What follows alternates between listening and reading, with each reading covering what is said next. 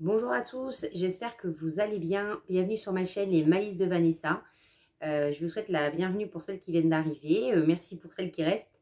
Petite vidéo de début d'année sur les résolutions. Alors, résolution, non, peut-être pas objectif 2022 pour moi en couture.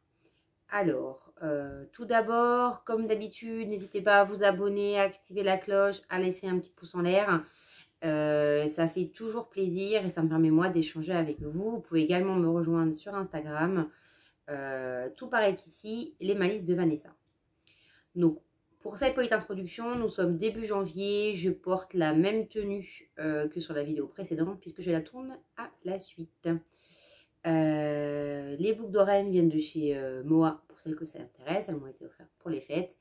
Je porte un gilet et un débardeur du commerce. Voilà, très intéressant pour quelqu'un qui fait ses vêtements en fait main, mais je ne vais pas jeter mes vêtements que je porte encore et qui sont encore en bon état. J'ai pris des petites notes, chose qui est rare, et on va pouvoir commencer.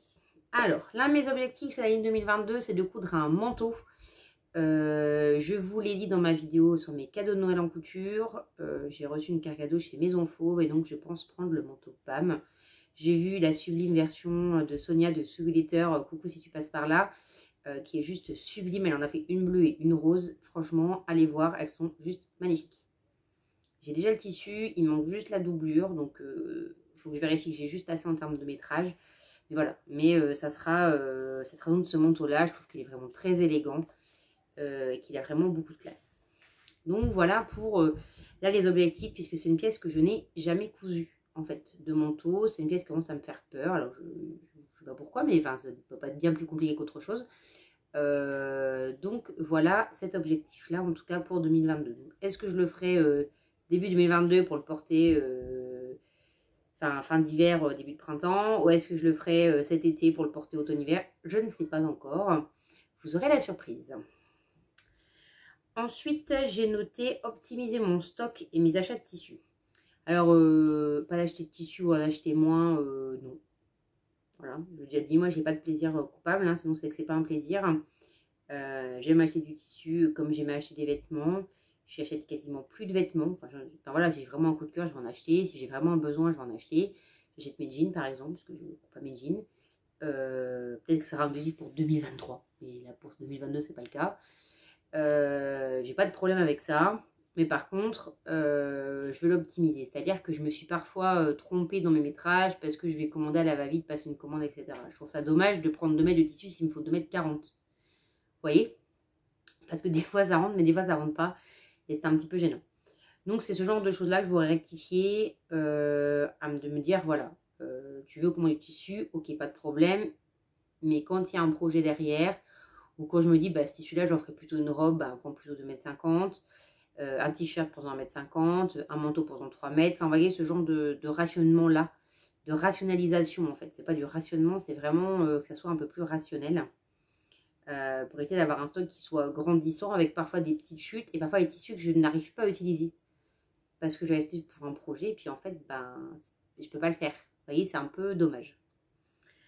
Donc voilà, et optimiser mon stock, c'est ce que je commence déjà à faire, mais je voudrais vraiment poursuivre. C'est-à-dire que quand je commence un coupon, essayer de le finir pour vraiment gagner du temps et surtout gagner de la place. C'est-à-dire me dire, ok, donc tu as acheté ce tissu-là, il y en a, je sais pas, 1 mètre ou 1,50 m, peu importe. Donc tu as ton projet principal, c'est un t-shirt dans la zone d'un jersey.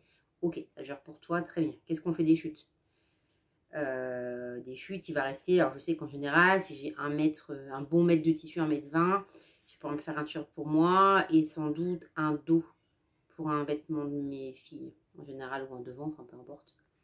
Voilà, c'est ce genre de raisonnement-là, le couper tout de suite et prévoir. Voilà. Donc là, en fait, au-dessus, dans ce placard-là, j'ai pas mal de petits coupons. Et c'est vrai que c'est un peu dommage que ça me prend de la place. Je suis un peu embêtée parce que je sais pas trop quoi en faire. Donc je me dis, c'est où je coupe tout de suite un vêtement dedans, en associant avec autre chose. Alors, ou avec un jersey uni, par exemple, si c'est un jersey à motif.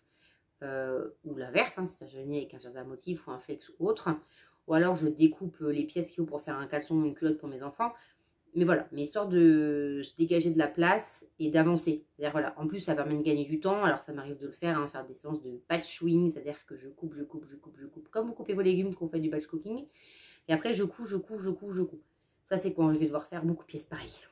Ça me permet de changer mes fils une fois, de faire les choses à la chaîne. Voilà. Alors, c'est pas ce qui est le plus plaisant, c'est pas ce que je préfère faire, mais quand je dois sortir 25 t-shirts pour la saison, j'ai pas 36 solutions. Faut que ça avance, quoi. Donc c'est vrai que là, je me dis, j'aimerais vraiment profiter de la fin de saison, en fait, fin du printemps, l'été, pour coudre pas mal, vous voyez, de débardeurs, par exemple, pour mon fils, avec les chutes que j'ai de ces t-shirts-là. Donc là, je pense que je vais, alors peut-être pas m'y mettre là en janvier, mais vous voyez, février-mars, me dire, ok, on y va, on commence.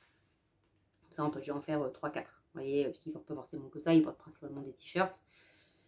Surtout si on a un été pourri comme cette année, mais bref, on habite à Lille, hein, donc je vous rappelle que la canicule, c'est quand même pas tous les ans, et qu'on ne porte pas des t-shirts sans manches toute l'année, vous voyez, ou alors en sous-pull, et ça s'arrête là. Donc me dire, les t-shirts, les chutes de ses propres t-shirts, les finir comme ça.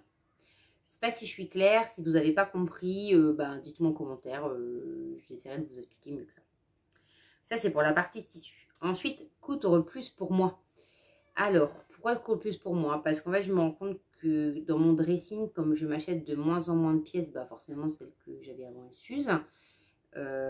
Donc, il faut que je couse. En plus, je me rends compte que les vêtements du commerce, j'ai de plus en plus de mal à les mettre parce que ils ne me correspondent pas.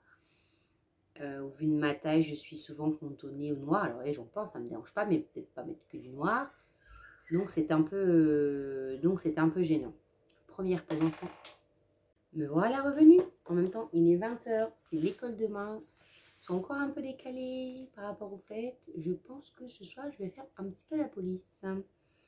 Donc, je disais coup de plus pour moi. Parce qu'en fait, je ne sais plus où j'en étais dans ma phrase. C'est pas grave, on va reprendre. Vous me pardonnerez si je me répète. Donc, en fait, je mets de moins en moins les vêtements que j'avais du commerce. Parce que là, je les supporte de moins en moins ou par les matières, ou par les coupes, ou par les couleurs.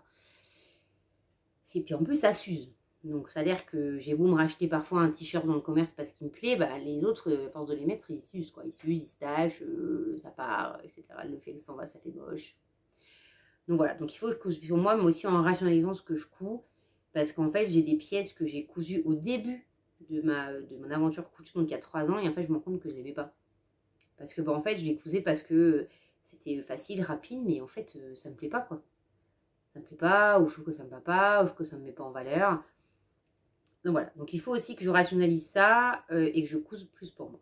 Donc ça, c'est pour la partie voilà, couture pour moi. Donc j'ai pas mal de patrons maintenant.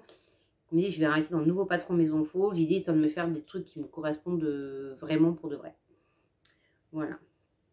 Ensuite, réutiliser au max mes patrons. Alors oui, ça je le fais déjà beaucoup. Je veux vraiment continuer parce qu'en fait, c'est ce qui me permet de coudre autant. Comme disait Julie de Jules fait de la couture, quand vous avez des enfants ou même pour vous, que vous avez l'objectif de coudre l'intégralité ou presque de votre garde-robe, c'est extrêmement compliqué de vous dire, et on va faire un patron à chaque fois, c'est-à-dire que, ouais, non, compliqué.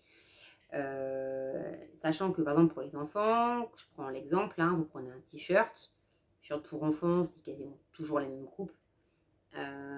En fait, prendre le même et faire des variations, comme je peux le faire avec le livre La garde-robe essentielle des filles, dont je vous parle beaucoup. C'est qu'en fait, avec le même modèle, je peux faire des manches courtes, des manches longues, des débardeurs, des décolletés d'eau plus profonds, des décolletés d'eau classiques.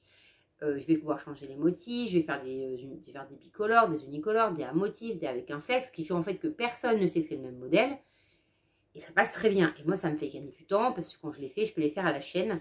Je sais pas, c'est besoin de se dire, ah attends, il faut aller dans tel magazine, il faut décalquer, etc.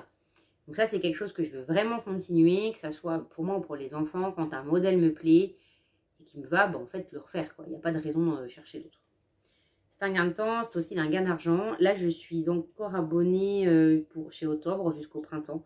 Je pense très honnêtement continuer parce que c'est quelque chose de... J'ai un truc dans l'œil. C'est un magazine qui me plaît beaucoup. Je pense encore continuer une année pour avoir deux livres en fait par saison pour les enfants et 2 livres pareil pour les femmes. Et je pense qu'après j'arrêterai, quitte à les racheter au one shot. Vous voyez, quand il y a un truc qui me plaît, sachant que moi j'ai pas de mal à les trouver. En fait, j'ai du mal à trouver aucun magazine de couture. C'est-à-dire que chez moi, la Maison Victor, le dernier jour de sa vente, je l'ai encore. Et je l'ai encore en 15 exemplaires. Où je vais.